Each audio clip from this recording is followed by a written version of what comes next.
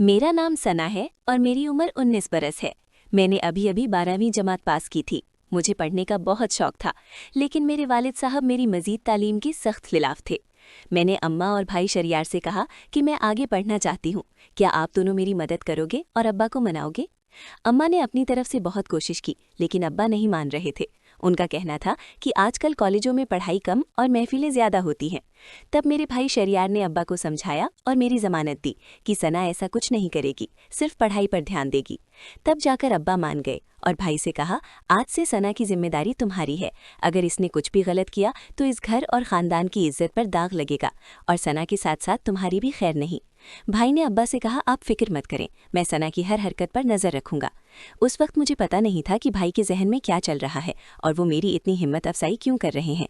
लेकिन मज़े की बात यह थी कि मैंने कभी सोचा भी नहीं था कि मेरी और भाई की दोस्ती इतनी आगे तक जाएगी। दिनों बाद भाई ने मेरे साथ जाकर मेरा कॉलेज में दाखिला करा दिया। शुरू में मैं खूब दिल लगाकर पढ़ाई करने लगी और कॉलेज में किसी के साथ ज़्यादा मिलती नहीं थी। जो भी कॉलेज में होता वो सब मैं रात को भाई को बता देती। भाई भी मेरे साथ बहुत दोस्ताना हो गए थे। अब मुझे लगने लगा कि वो मुझे कुछ अजीब नज़रों से देखते हैं।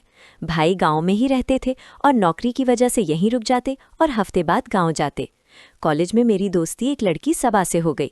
उसके साथ दोस्ती करने के बाद मेरी ज़िंदगी बदलने लगी। उसने मुझे बताया कि उसकी मंगनी हो चुकी है और एक दिन उसने मुझे अपने मंगीतर से भी मिलवाया।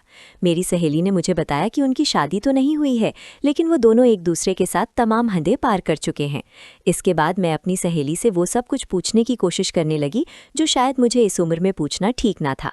उम्र ऐसी थी कि मैं इन बातों की वजह से आसानी से गलत रास्ते पर जा सकती थी और फिर ऐसा ही होने लगा। मुझे भी इन बातों में दिलचस्पी होने लगी।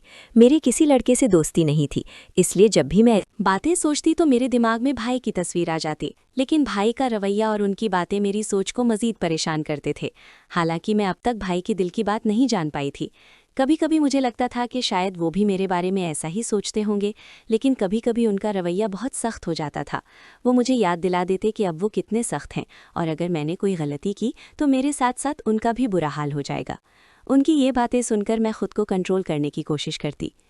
लेकिन कहते हैं ना कि जवानी अंधी होती है।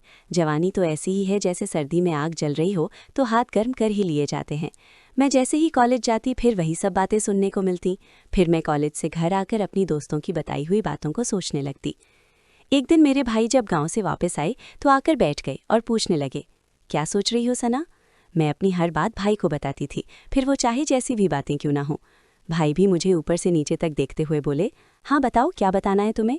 तुम्हारी दोस्त ने तुम्हें बताया है? मैंने उनसे कहा, मेरी दोस्त मुझे बता रही थी कि इंटरनेट पर बहुत किस्म की वीडियोज़ होती हैं जिनमें हर तरह की वीडियोज़ मिल जाती हैं। तो मैं ये कह रही थी कि आपके पास भी तो मोबाइल है और साथ में नेट का पैकेज भी लगा हुआ है, आपने भी वो वीडियोज़ देखी होंगी, तो क्यों ना हम दोनों मिलकर वीडियोज़ देखें और लुत्फ उठाएं। मैंने ये बात अपना चेहरा भाई के करीब लाकर सरगोशी वाले अंदाज में कही। वो फटी फटी आंखों से मेरी तरफ देखने लगे। मुझे लगा जैसे वो मुझे अच्छी तरह से डांटेंगे, लेकिन फिर अचानक ही उन्होंने मुझे बड़े गौर से देखा और फिर शायद दिल ही दिल में कुछ फैसला किया और फिर वो मुस्कुरा पड़े और मुझे सरगोशी वाले अंदाज में कहने लगे, देखो सना, ऐसी बातें अब्बा के सामने मत करना, वरना तुम्हारा तो बुरा हाल होगा ही, साथ में मुझे भी घर से निकाल देंगे। बाकी रही वीडियोज़ देखने की बात, तो तुम रात के वक्त मेरे कमरे में आ जाना, मैं तुम्हें तमाम वीडियोज़ दिखा दूंगा। भाई की आंखों में एक शरारत थी जो उस वक्त मुझे समझ नहीं आ रही थी। उसके बाद भाई अपने कमरे में चले गए और मैं पढ़ाई करने लगी और आने वाले वक्त के बारे में सोचने लगी। अब मेरा दिल किताबों में नहीं लगता था और रात को क्या होगा यही सोचने लगी। लेकिन पढ़ाई करना भी ज़रूरी था, क्योंकि पढ़ाई के मामले में भाई बहुत ही ज़्यादा सख्त थे और मुझे कहते थे कि सबसे पहले तुम्हारी पढ़ाई और बाकी लुत्फ बाद में है। उनका कहना था कि अगर तुम पढ़ाई में अच्छी रहोगी तो तुम्हारे अब्बा भी समझ जाएंगे कि लड़की पढ़ रही है और तुम्हारी आज़ादी के दरवाजे तुम्हारे लिए खुले रहेंगे। उनकी ये बात मुझे भी बिल्कुल ठीक लगती थी, इसलिए मैंने अपने दिल से सारी बातें निकाली और दिल लगाकर अपना कॉलेज का काम करने लगी और जल्दी जल्दी सारा काम ख़त्म कर दिया। जैसे जैसे रात करीब आ रही थी मेरे दिल में भी हलचल हो रही थी। फिर जब मैं सारे कामों से आज़ाद हुई तो रात को आराम से मैं भाई के कमरे में चली गई। मैं जब कमरे में गई तो भाई लड़कियों की मैगज़ीन देख रहे थे। मुझे देखते ही वो मुस्कुराने लगे और उन्होंने वो मैगज़ीन छुपा दी। सर्दियों का मौसम चल रहा था और सर्दी दिन ब दिन बढ़ती जा रही थी। आज रात सर्दी बहुत ज़्यादा थी, इसलिए मैं जाते ही भाई के कंबल में घुस गई और भाई के पास चिपक कर बैठ गई और उनसे कहा, अब मुझे जल्दी से वीडियो दिखा दो, नहीं तो फिर अब्बा के आने का वक्त हो जाएगा और फिर बड़ा वक्त ज़ाया हो जाएगा। ये कहकर मैंने मोबाइल देखना शुरू कर दिया। वीडियो देखते ही मुझे अपने अंदर एक अजीब सी तब्दीली महसूस होने लगी। लेकिन मैंने अभी कुछ ही वीडियोस देखी थी कि अचानक अब्बा मेरे कमरे में आ गए। अब्बा ने सख्त आवाज़ में कहा, इतनी रात गई यहाँ क्या कर रही हो, चलो अपने कमरे में जाओ। अब्बा बहुत सख्त गुस्से में थे और मैं उनसे काफ़ी डरती थी, इसलिए जैसे ही उन्होंने ऐसा कहा मैं सब कुछ भूल गई और जल्दी से अपने कमरे में आ गई। मैंने सोचा कि जैसे ही अब्बा भाई के कमरे से निकलकर अपने कमरे में जाएंगे, मैं फिर से भाई के कमरे में चली जाऊंगी। लेकिन उस रात अब्बा को भाई से कोई ज़रूरी काम था, इसलिए वो काफ़ी देर तक उनके कमरे में ही बैठे रहे। मैं इंतज़ार करते करते सो गई और पता ही नहीं चला कि अब्बा कब भाई के कमरे से निकल गए। अगले दिन कॉलेज से लौटने के बाद मैं बेचैनी से रात का इंतज़ार करने लगी। मैंने कुछ वीडियोस देख ली थी और उन्हें देखने की ख्वाहिश मुझे बेताब कर रही थी।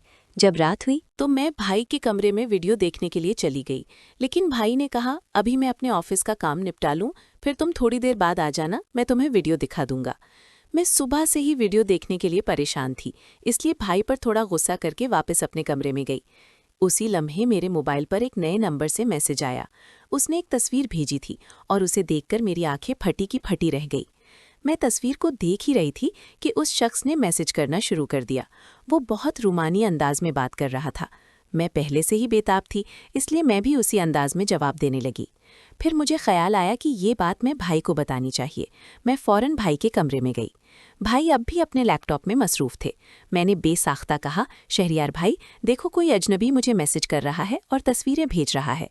मेरे हाथ से मोबाइल लेकर उन्होंने मैसेज और तस्वीर देखी। उनके चेहरे पर पहले तो हैरत आई, फिर वो गहरी सोच में डूब गए। कुछ देर खामोश रहने के बाद बोले, सना, ये दुनिया बहुत वसी है और इसमें अच्छे बुरे लोग सब हैं।